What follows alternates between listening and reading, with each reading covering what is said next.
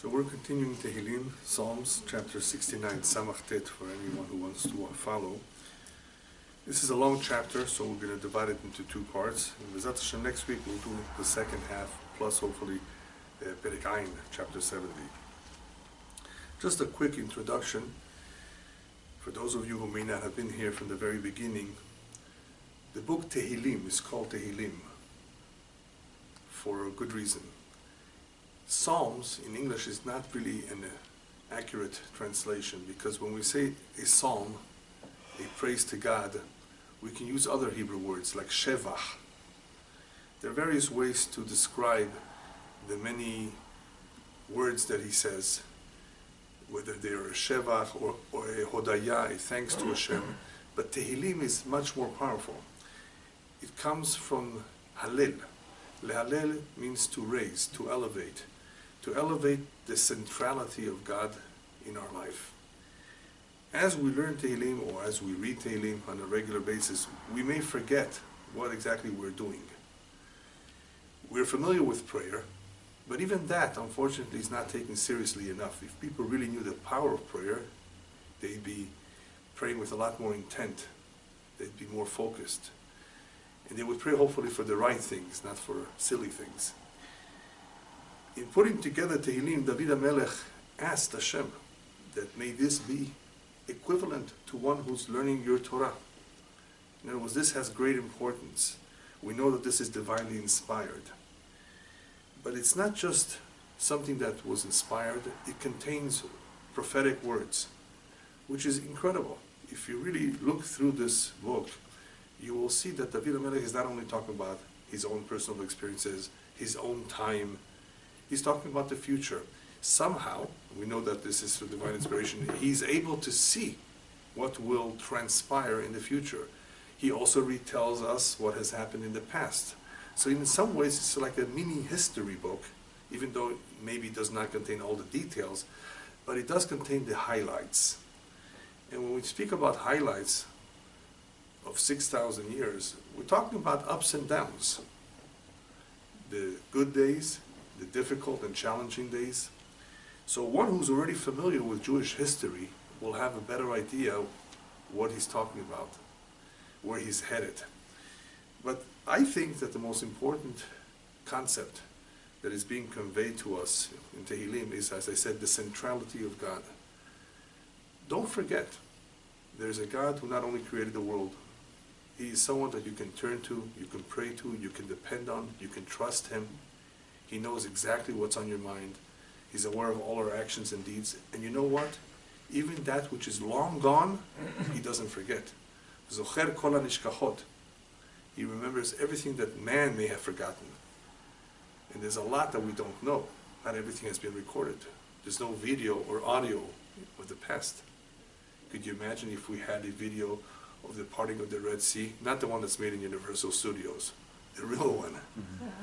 So people hopefully would realize, wow, there is something called a miracle. But they see miracles today too. When people have a terminal illness and somehow they come out of it. They say it's a medical miracle. It's an exception to the rule. Yeah, but what does that mean? Are you aware of what you're saying? What is a miracle? A miracle is something that happens from God. In other words, there's someone involved in our life, there's some power out there that we can turn to that can make things happen. And no matter what our situation is, one should never give up hope. And turn to him, pray to him, and that is why you find a lot of what appears to be repetition of all kinds of difficulties that he had, because they encompass almost every aspect of our life, from the time we're born to the day we leave. It talks a lot about reward and punishment, where we may think that the wicked, even though they appear to have the upper hand, and they may appear to get away with it, no, it's not so. You don't see everything. We don't have 20/20 vision when it comes to the works of God in this world. He's in charge, and he knows exactly what's going on, even in the far remote reaches of the earth. Even if somebody's hiding, he knows exactly what's going on with him, what his real intentions were. We see people who smile at us and they may be our worst enemy. Yes, David HaMelech speaks about too. So he speaks a lot about life experiences are what people can go through and do go through. And some of them are very, very difficult. We should never know of the pain and suffering that people go through. But it's a fact of life that there's nothing new under the sun, Shalom Amelech says. What has happened in the past will happen in the future. There will always be poor and rich.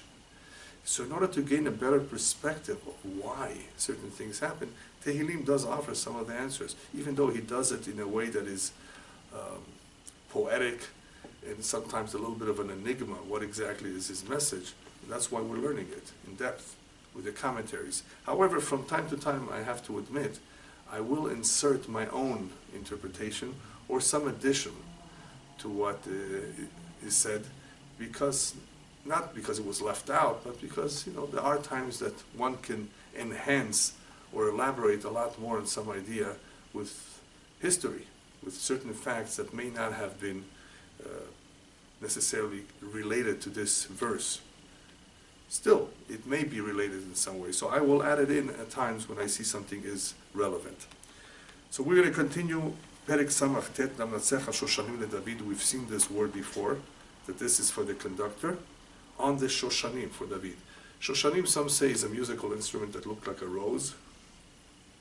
There were all kinds of musical instruments that were used in conjunction with the music at the temple, in the prayers, the various chants by the Leviim, and as well as with David, who is known to be a musician. So it could be that that's what the word Shoshanim is, but Shoshana, or rose, is many times a way to describe the Jewish nation. The good smell, the fragrant smell that it gives out, how it is surrounded by thorns. And so there's a lot of meshalim, a lot of parables that use or borrow the word Shoshanim because of its beauty and what it represents, what it gives out. So if it's referring here to the Jewish people, as some commentaries say it does, a great deal of this chapter makes sense of why he chose to use Shoshanim at the very beginning, because he's talking about the Jewish people. He's talking about their difficult challenges that lie ahead in the Galut, in the diaspora. Remember, he's talking about this information before the construction even of the first temple. He was not around to inaugurate it. He was involved in the planning, but his son Shlomo built it. Still, he's aware. He's aware, he has prophecy, and he's definitely aware of what's going to happen to his people. And I would have to say that he definitely had a very special soul. Not only was he a holy man, not only was he a great man, the fact that he became king in itself says something, but there were other kings who were not as pious as he was.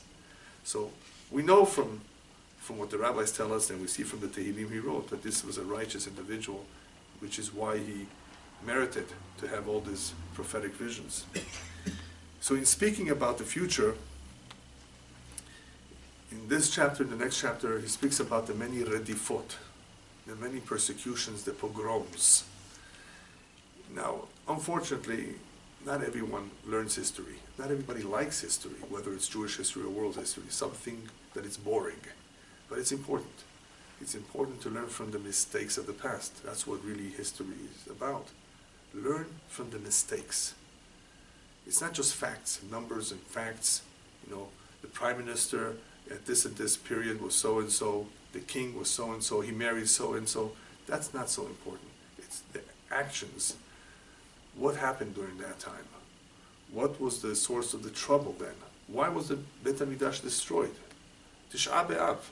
We mourn for the destruction of the two temples. Why? What exactly led to the destruction? Why is mourning so important?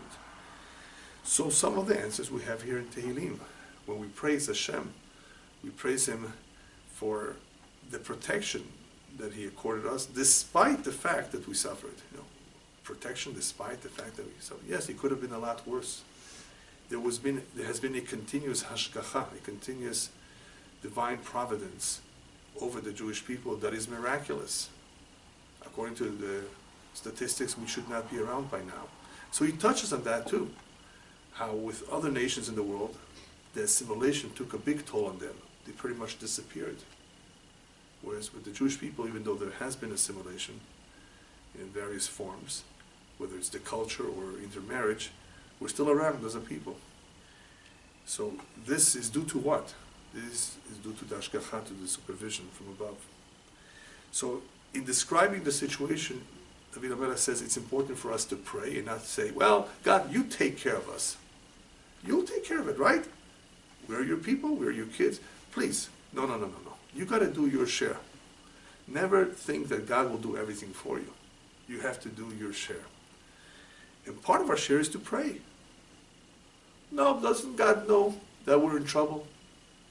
Yes, of course He knows we're in trouble, but He wants that connection. And prayer strengthens that connection. It reminds us of our dependency on Him.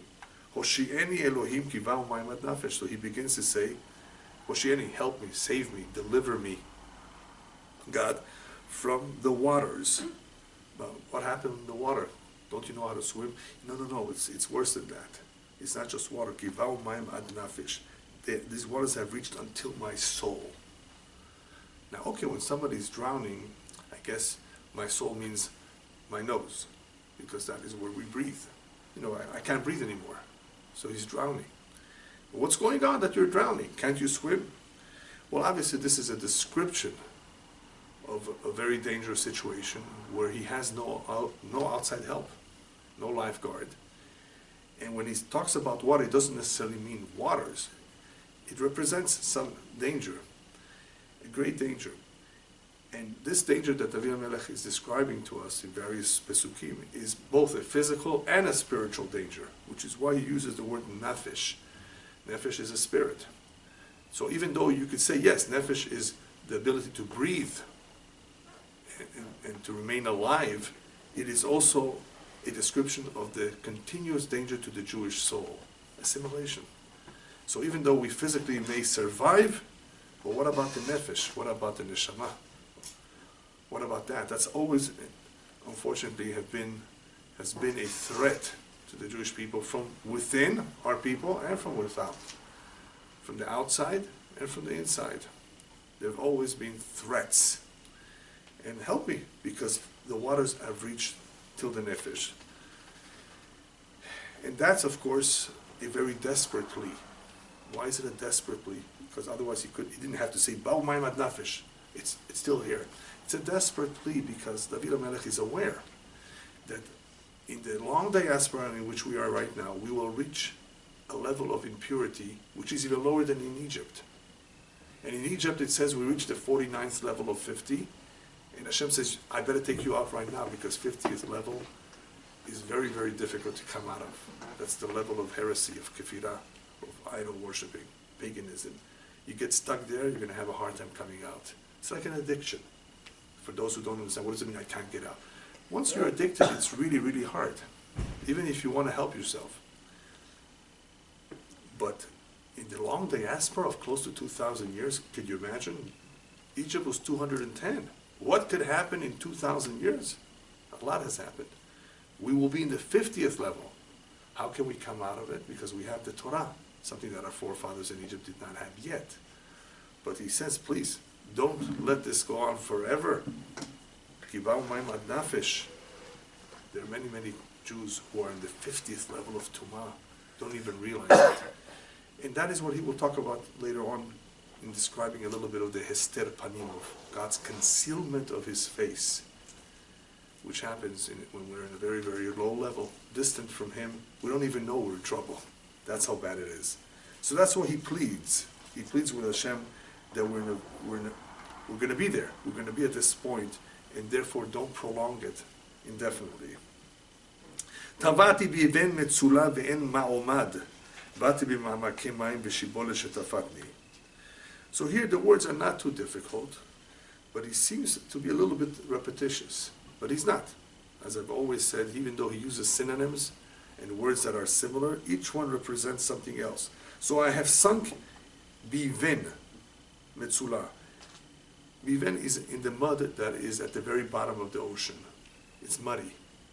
I've sunk to that level, to that point. Metzula in the depths. And ve'en ma'omad, there's no foothold, I can't stand. Bati b'ma'amake mayim, I've come into deep waters. V'shibolet shetafatni.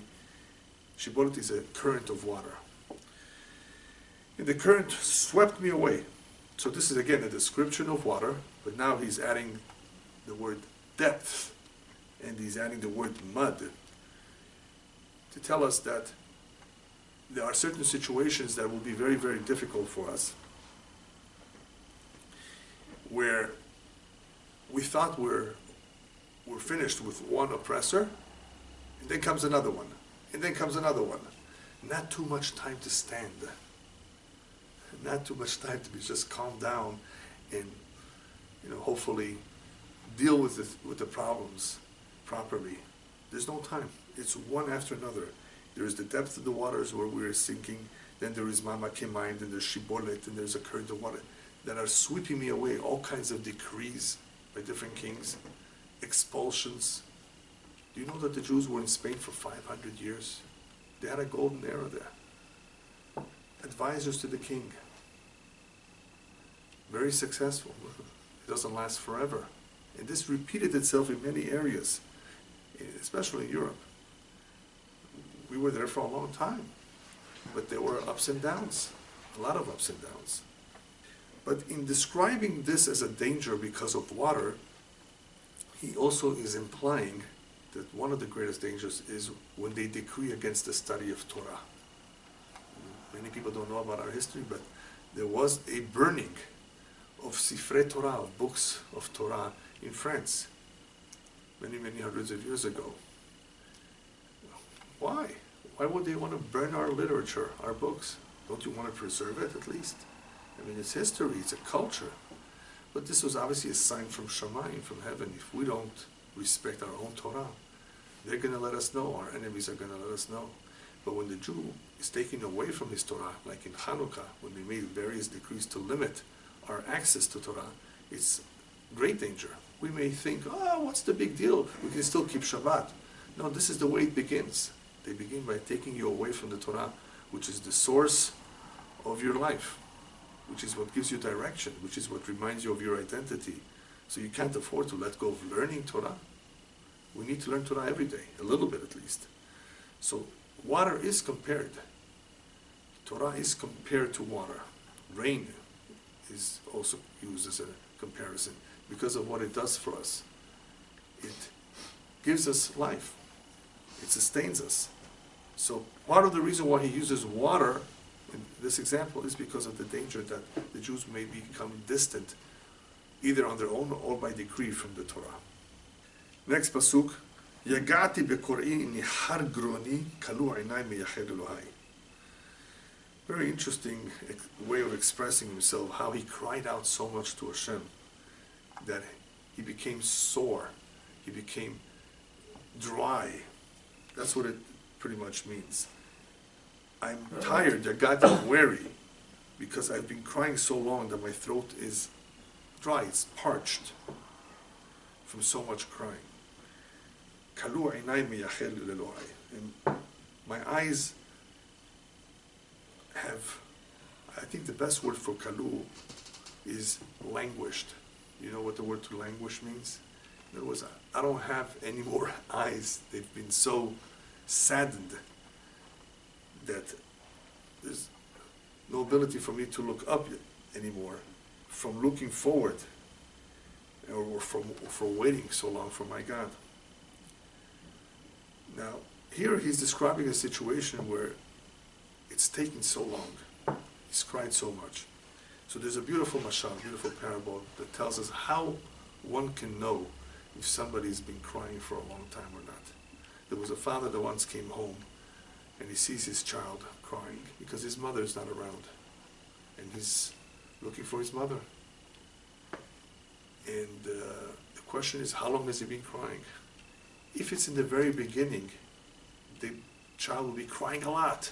You'd be hearing his voice. But if the mother didn't show up so quickly, if it's been a while, he eventually just calms down. He eventually cannot continue to cry as loud. So that is why you see here a description of a throat that is dry, because he's been crying so much.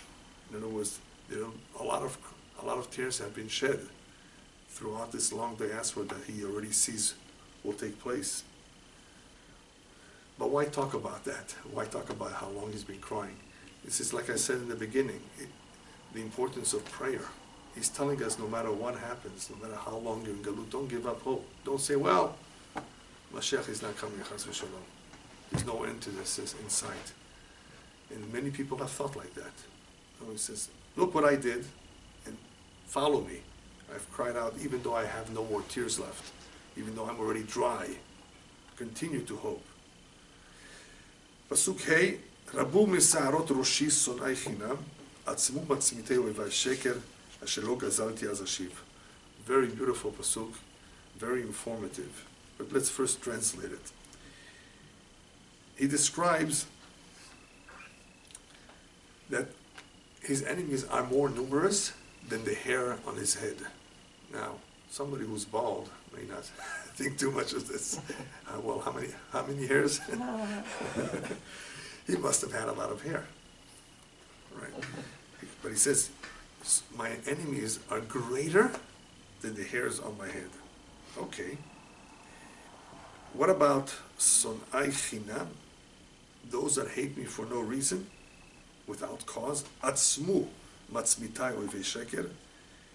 And then mighty or strong are those who would cut me off, those who are my enemies without cause. Asher lo gazalti az ashiv. What I have not stolen, I will then have to return. So if you look at it just superficially, what exactly is he talking about except the fact that he's mentioning enemies, that there are numerous enemies?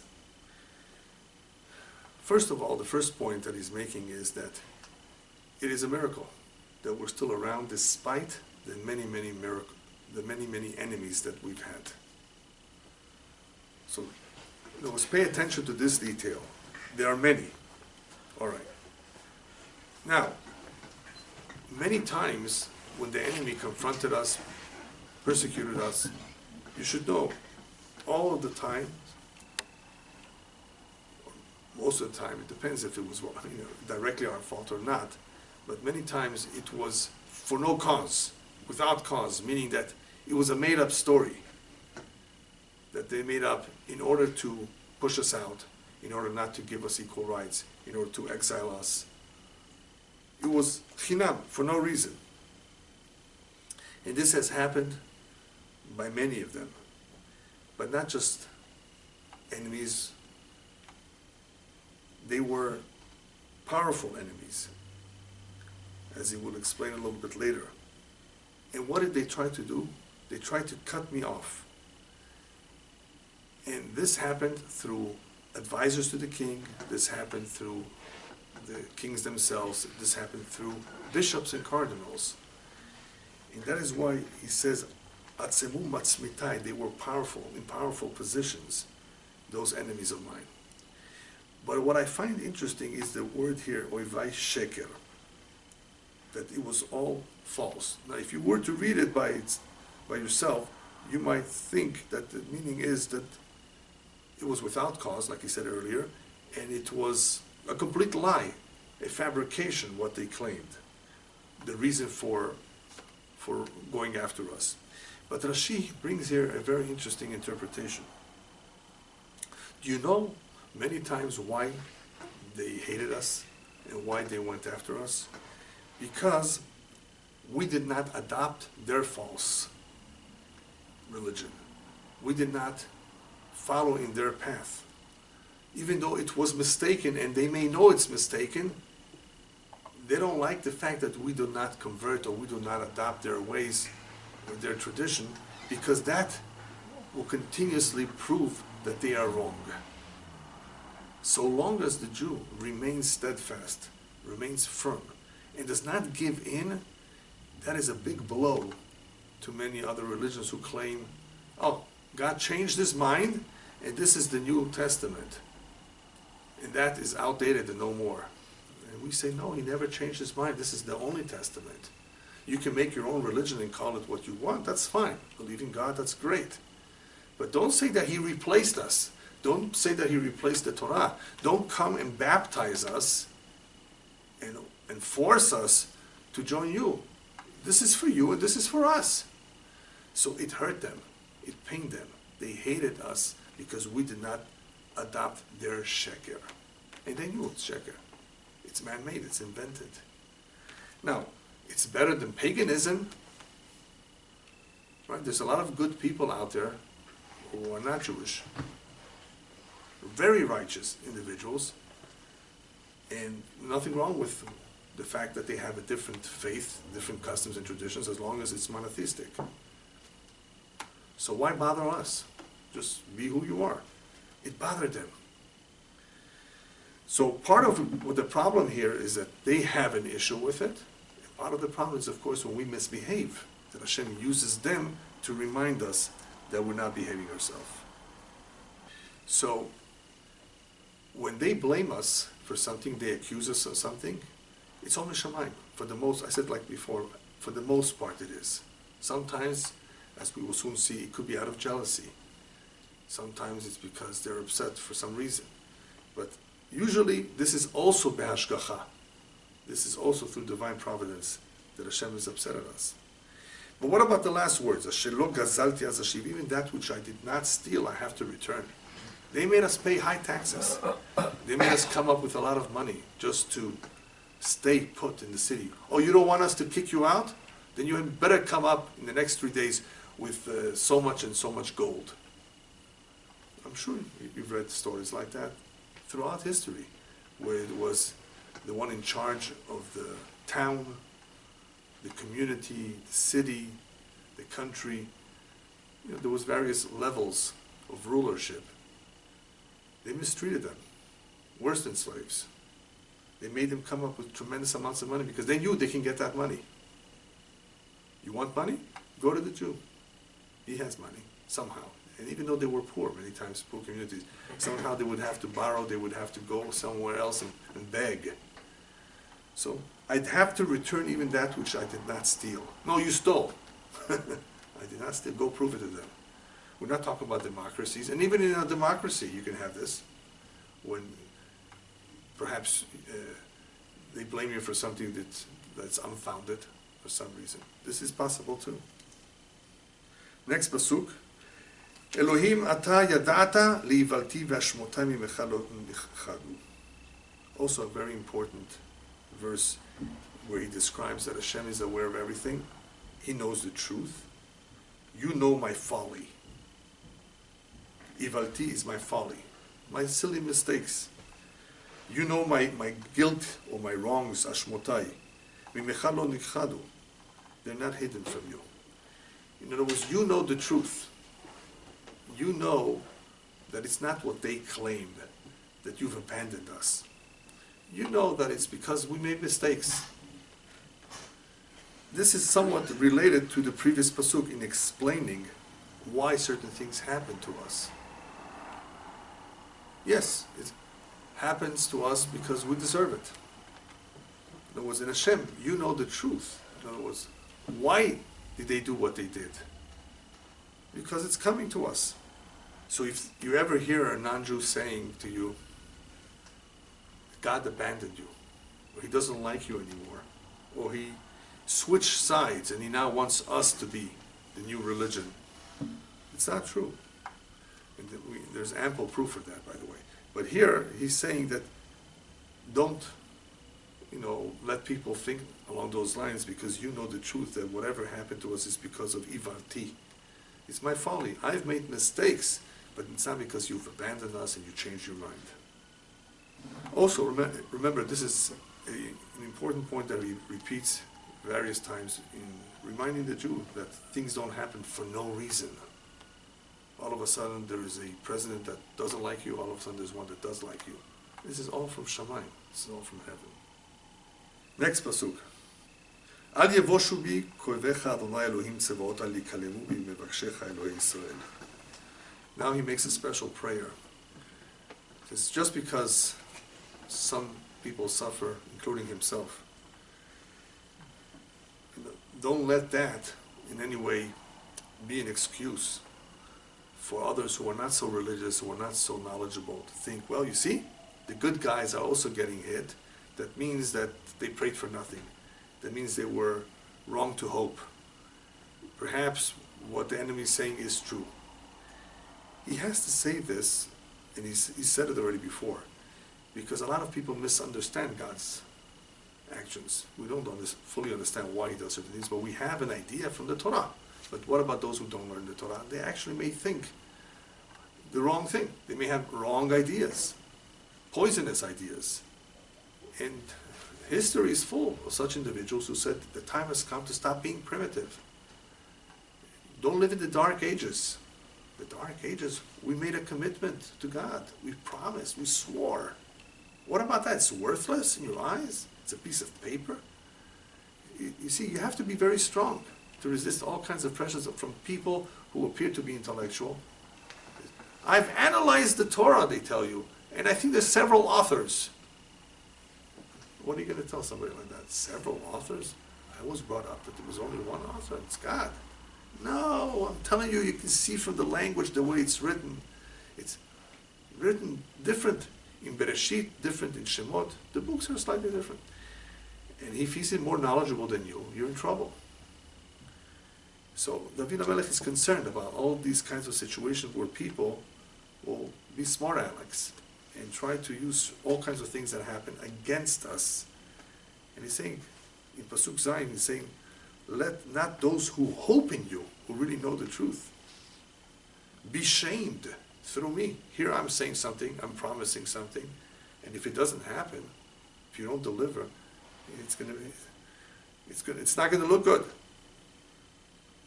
My God, he says, the God of Israel. And he adds Tsevakot over here. The word Tsevakot is the God of hosts. Why be so descriptive of God over here? And one explanation is because you are all capable. You can do it.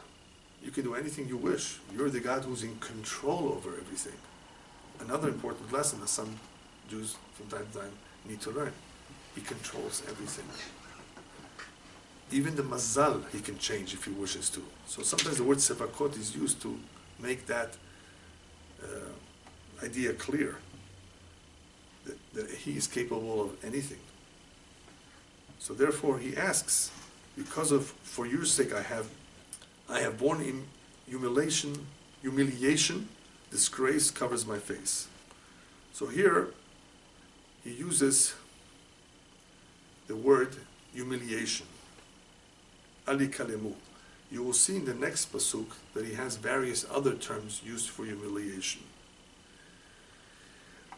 Simply stated, he's asking that the words that he's expressing should be well accepted, that Jews should have hope and should understand that everything is from God, and they should look forward to your salvation.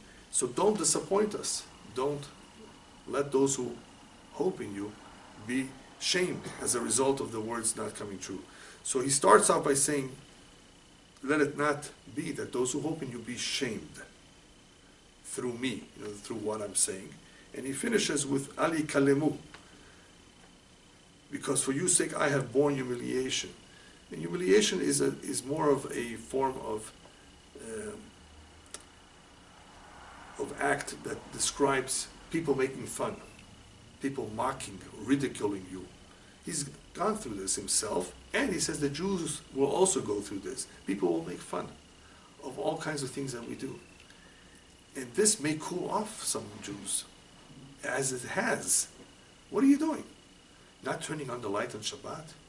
Well, in those days they used to maybe bring fire through, rubbing stones. They used to work hard. Today it's just a light switch. Why are you doing this? You're not mixing meat and milk. You're not wearing wool and linen. Things that are difficult to comprehend.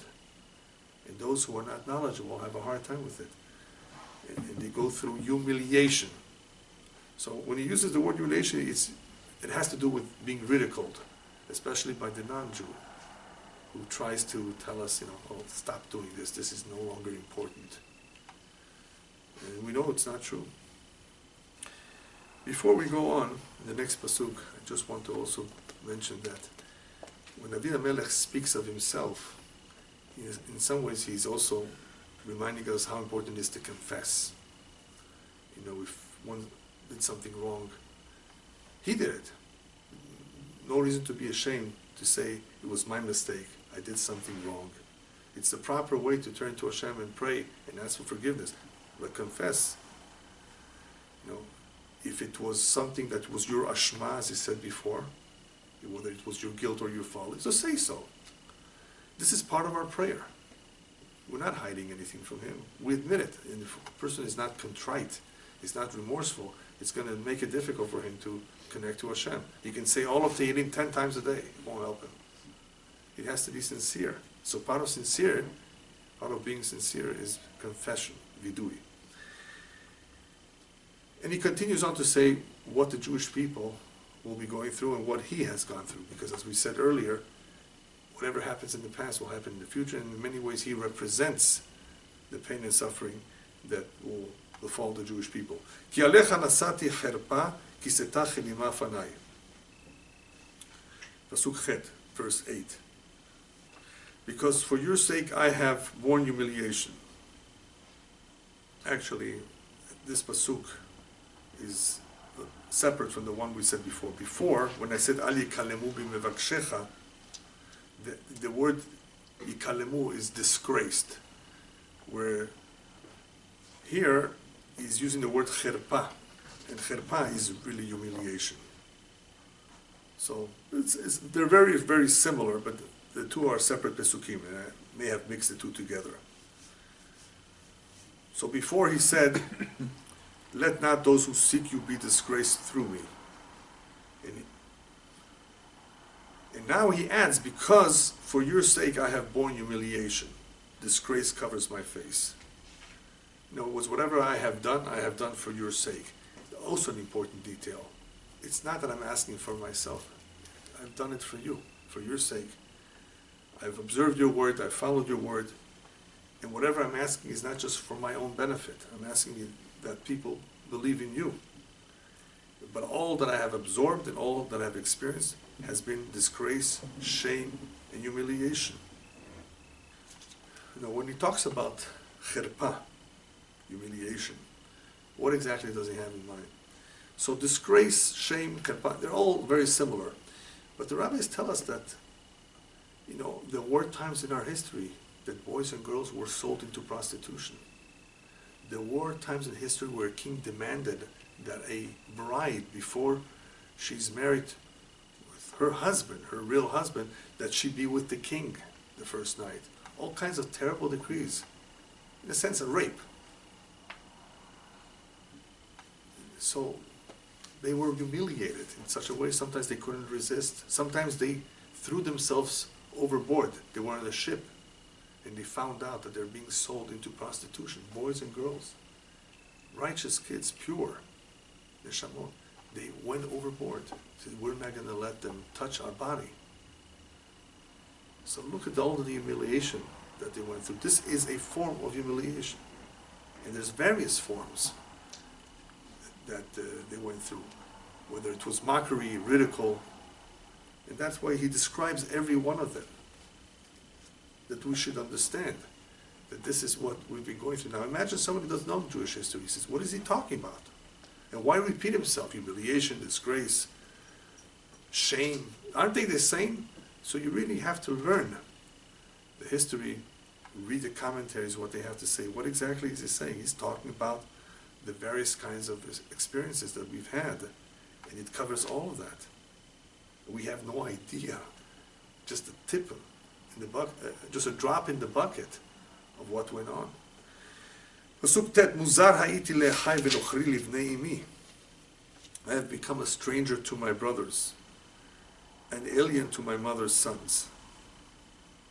Okay, my brothers and my mother's sons. Do you think that they are the same? Well, it appears to be. Not necessarily.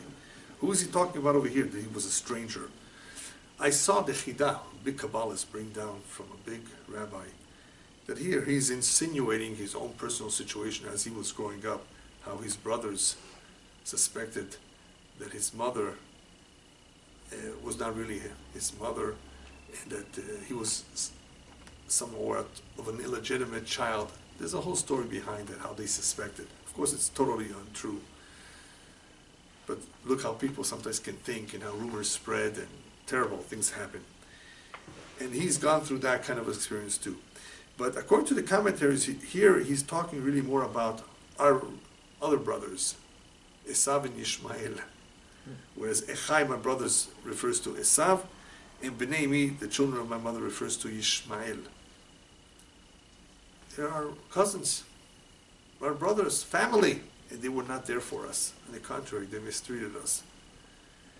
And they sometimes went against us, even though they promised to help us, in the end they went against us. So I was like a stranger to them. That's what he means in Pasuk Tet. Now, what I did not say, the commentaries say, what I'd like to add is that look how interesting it is that David HaMelech is pointing to that he was a stranger because they didn't treat him as a brother, as an equal. On the other hand, when it comes to religion, look at Islam and Christianity, they all take from us, they all borrow from us. In other words, our Torah is okay, but we're not. So it's muzar, as he says. I'm a stranger. Yeah, I don't know why.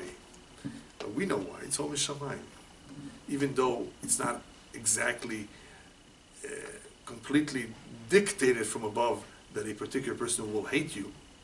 You know, people have feelings and people can express their dislike for you because of jealousy and so forth. But still, their actions against us is from Shamayim. So, he says, I would expect better from my brothers, but even they turned against me. For the envy of your house, the Bet HaMikdash, has consumed me. Achalatni, consumed me. V'cherpot chorfecha, and the humiliations of those who scorn you have fallen upon me. So here he begins to explain a little bit why they hated us. Why? What do you have against us? He says, I'll tell you a little bit. Don't ask them, they won't tell you the truth. It's called jealousy. They're jealous that the Bet HaMikdash is in Yerushalayim, the Shekhinah is with you. And even though they may not admit it, part of it has to do with jealousy. He reveals to us a very important idea. You want to know why? Again, there are other reasons, but this is an important idea too. We're talking about competing religions now. It's not that we are the sole monotheistic religion. Now we have two additional religions in the world saying we have the truth. And they're jealous somehow. Why should they be jealous? Right? They would want to have the whole thing. So what brings out the jealousy is that home. It's your house, the Bet HaMikdash. But this, unfortunately, jealousy is also part of the problem that we had in this second temple.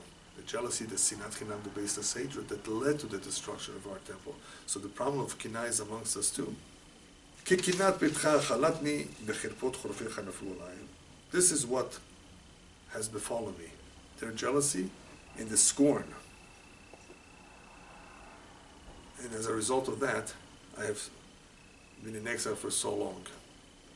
In other words, they persecuted me with all kinds of excuses, but the bottom line was the jealousy of who we are and what we stand for. Next pasuk. Actually, the next 2 or 3 verses you can really read together. It's one idea, so maybe I'll read it together. He's talking about what he did to mourn the fact that the Jewish people, in other words, are in exile for so long. I made sackcloth. I wept while my soul fasted, and it was a humiliation to me. I made sackcloth my garment and became a byword, a mashal for them. Yasichu bi yoshvei sha'ar uneginot shotei shechar. And those who sit by the gates speak of me, and of me are the songs of drunkards. So imagine, he's describing how he cried during the many fasts, how he put on sackcloth, and all of this, they took it the wrong way. Instead of looking at me and saying, wow, look, he regrets what he did. He feels bad.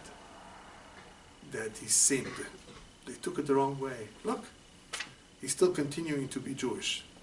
He's continuing with those rituals. Or he's a faker. They scorned him. So they said all kinds of things except for the truth. And that is that we did pray on Tisha B'Av and did cry for the restoration of the Bet HaMikdash.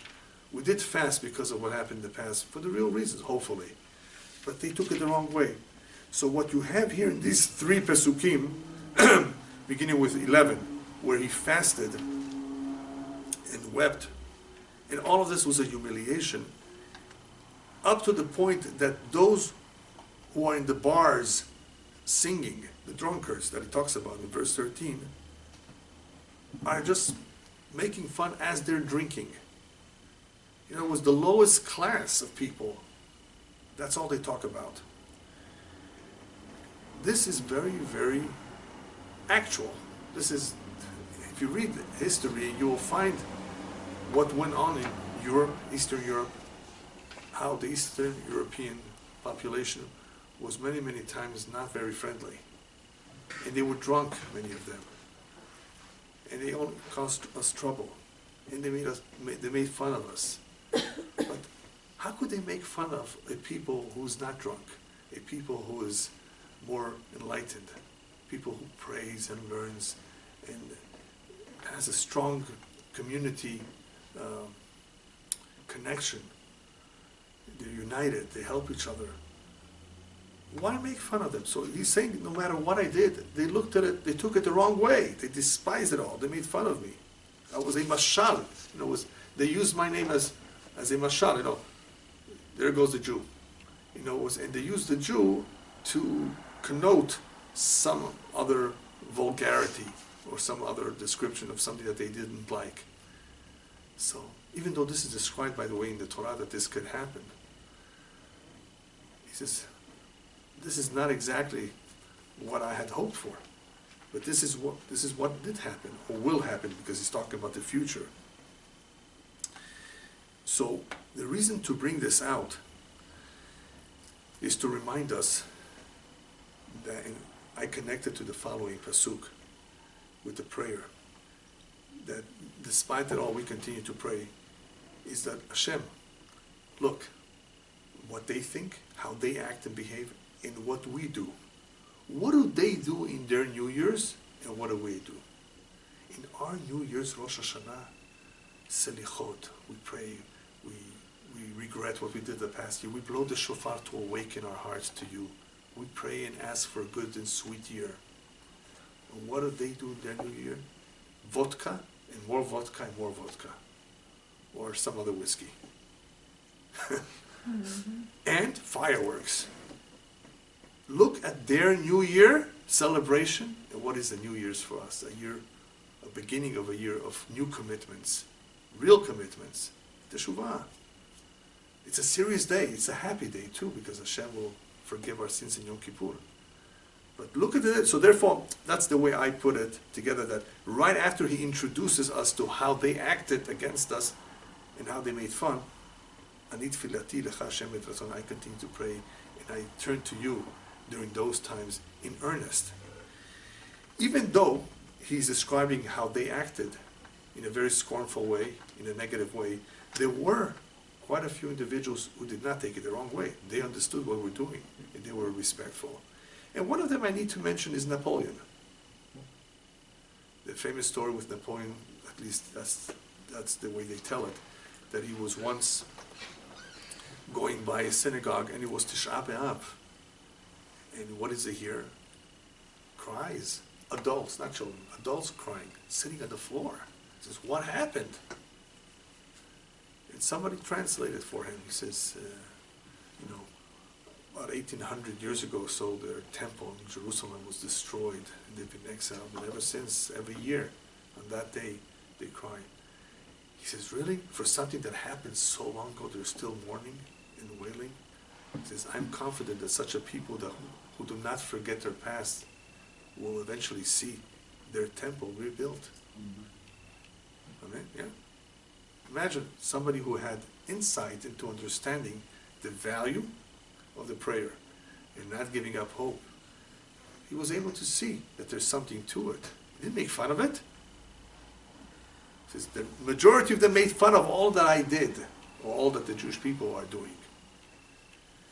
But I continued in my way. This is a very famous pasuk that we say from time to time. So the translation of the pasuk, may my prayer to you,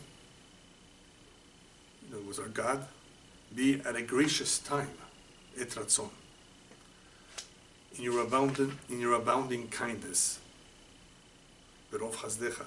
Aneni b'met yishecha, answer me with your true deliverance, salvation, and so forth. So here, he's talking about et ratzon, a propitious time, a gracious time. Rabbis tell us, yes, there are some propitious times, gracious times. We don't know what they are, when they are. And Hashem intentionally made it so. Otherwise, imagine, we would only pray at 3 o'clock in the afternoon. That's when Hashem listens to us.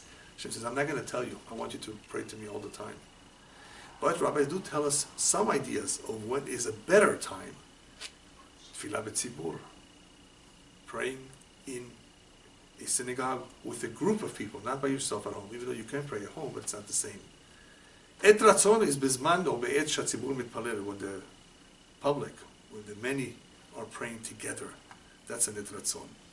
They also tell us about this pasuk that it may be that prayer has a gracious time, a propitious time, because the gates are sometimes open, sometimes closed. But teshuvah, the gates of teshuvah, repentance, are always open. So even though with prayer, lefamim patur, lefamim sagur, sometimes open, don't forget that with teshuvah, if a person wants to do teshuvah, it's always, the gates are always open.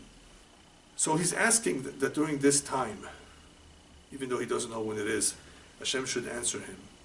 Now, even though he does not know when that time is, he's asking that it should be an et ratzon.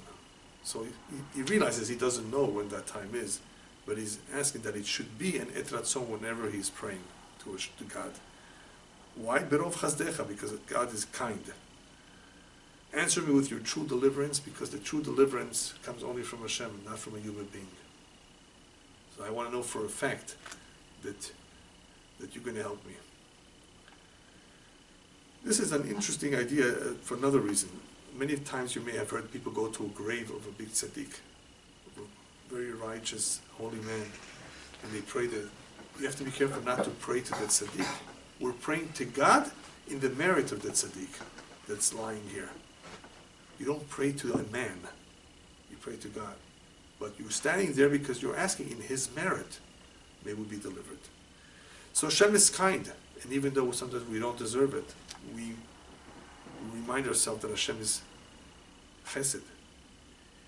And therefore, even though it may not be such a good time, we ask Hashem through the kindness that it should be a propitious time.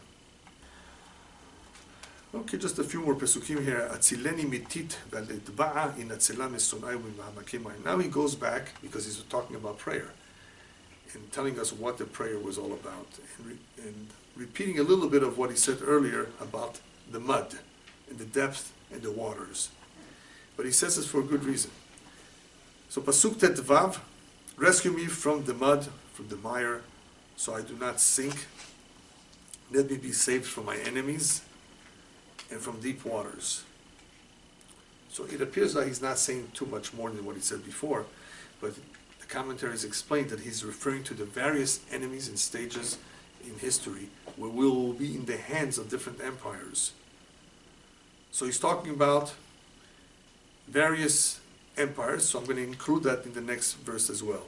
So let's look at the next one, Tet Zayin. In Tet Zayin, he continues on to say, Al tishtefeni shibolet mayim v'al tivlaini metzula v'al te'etar alai be'er piha. Let not the current of water sweep me away, that's shibolet, or nor the deep swallow me. Metzula is depth, the deep. But here he adds a word that he didn't use before, v'al te'etar alai be'er piha. Don't let the pit close its mouth on me. The pit, the grave, which really means the Gehenom, according to the commentaries. So here, in describing the various empires, who is he talking about? So they say that the teeth represents Bavel, Babylonia. They couldn't move out from there. They were like stuck for 70 years. And I would like to add that he perhaps is calling it tit, or describing it as such a place where he's asking not to sink, that unfortunately not all the Jews came back to build a second temple. Only about 44,000 came back to build a second. A lot of them already opened up their business. They wanted to stay behind. Some of them intermarried even. So he's comparing perhaps that situation to mud. Being stuck. In Atzilam Yisonayim Mimawakei Mayim, to be saved from all my enemies and from deep waters. All kinds of enemies that hurt them or disturbed them. There were Kutim who didn't want them to build a second temple. You think they had it so easy? Koresh says, go ahead. Imagine the Persian king, go ahead, go back home, build. And then you have guys that don't want us to build. You have people that wanted to stop us from building. All the time. So these are all kinds of enemies. And what is Shibolet Mayim? Who is he describing with the current of water? Anybody want to guess what came afterwards? Madai, Haman. They wanted to destroy the entire nation, like the current of water, to sweep them away. Who's Metzula, the depth of water should not swallow me? The Greek, with their philosophy, to swallow me, that I should become assimilated to their culture. And who is the Be'er Piyah, the mouth that wants to cover me and swallow me? Which, even though it refers also to Gehenom, it refers to the Roman Empire, because it's the longest exile of all, the greatest danger, like something that threatens to swallow us forever, chas v'shalom, God forbid. Aneni Adonai kitov chazdecha kirov rachamecha pnei elai. So in describing to us what will happen, he says, don't forget to pray, which is what he's doing now. Answer me, my God, for your kindness is good, according to your abundant mercies, turn to me. The key word here is turn to me, as I said in the very beginning. Remember, there's a concealment of Hashem's face. There is a ester panim during this last galut is very, very strong. So strong that many people will not even know that there's a concealment. Haster astir, a double concealment, like the darkness in Egypt. So when he uses Pnei Elai, he's not just telling us that we need to pray, that Hashem should answer our prayers. He's done that before. Here he adds, turn to us, because ester panim means you're turned away. It's one of the worst punishments, God forbid, that the Torah describes, when Hashem will turn his face away from you. I don't want to look at you. Imagine a dad telling his son, I don't want you to see my face. It's the worst thing in the world that can happen. And unfortunately, sometimes it does. So we have to realize this, that Hashem is turned away, and we have to ask him to turn back. So it's not that we want a good parnasah, a good livelihood. It's not that just we want to have it good and we want to be healthy. No, we want him to come back. We want to continue to have a relationship with him. So we're asking for a relationship, not just for us to not be punished or to not be hurt by the goyim. And again, kitov chazdecha, he always adds the word chazdecha because we need his mercy, we need his kindness. After all, we turn to Hashem in reminding ourselves that he is kind and he is merciful. Ve'al taster panecha mi'avdecha, as you can see in verse 18, he says that clearly. And do not hide your face from your servant. Kitzarli, because I'm in distress. Maher aneni, I ask for you quickly, before it's too late, before more Jews are assimilated. Answer me. So here we clearly see that he's talking about the concealment, or a period of time that will be especially during the long exile, where there will be distance, where the prayers will not be heard, and we will see, unfortunately, tremendous troubles. He's referring to the greatest, perhaps the greatest concealment of all, the Holocaust, where 6 million Jews died. Even the righteous were amongst them. So we definitely have to always pray. Rabbis remind us that it's always a better idea to pray before the tzara, even before it happens. Don't pray, Hashem, this guy is not feeling well, help him with his health, help him recover. That's very nice, it's special. Pray for yourself too if you're in some predicament. But pray before it happens, that's even better. Because when it happens, you need more merits to be saved. Pray to Hashem that when I turn old, I still can walk and I don't need a stick. Well, a stick you sometimes do need, maybe you have to hit someone. Pray that you should always be healthy and not have to depend on doctors or family members even. It's a big blessing. So pray before things happen. It's easier. Next pasuk, Korvai nafshi ge'ala leman oivai pedeni. Draw near to my soul and liberate it, redeem me, so that my enemies not feel triumphed. In other words, they shouldn't think that they're better than us, that they somehow were victorious. So come close to me, or draw near me. This is a continuation of the Esther Panim that he's asking for. And of course, he's asking about the spiritual connection that the Jewish people should always have with Hashem. Bring us close to you, that otherwise we will become another statistic, like the Goyim are going to say. They shouldn't say, oh, the Jews are going to disappear in another couple of years. Some people think like that. So Hashem, korva el nafshi, draw us near to you, that we do not become a statistic, like they claim, like the enemy wants to say. Pedeni, therefore, redeem me from that, so that I should not be like many of them have become, a statistic of the past. If anybody's aware of what I went through, all the shame, it's you. You know my humiliation, my shame, and my disgrace. All my tormentors are before you. People forget history, but you know. Now this pasuk right now is an introduction to next week. He's telling us right now what's going to happen to all the tormentors. Hashem, you wrote it down, right? You know who they are. And you know about the humiliation, you know about the disgrace, you know about everything that I went through. It was I, the Jewish people.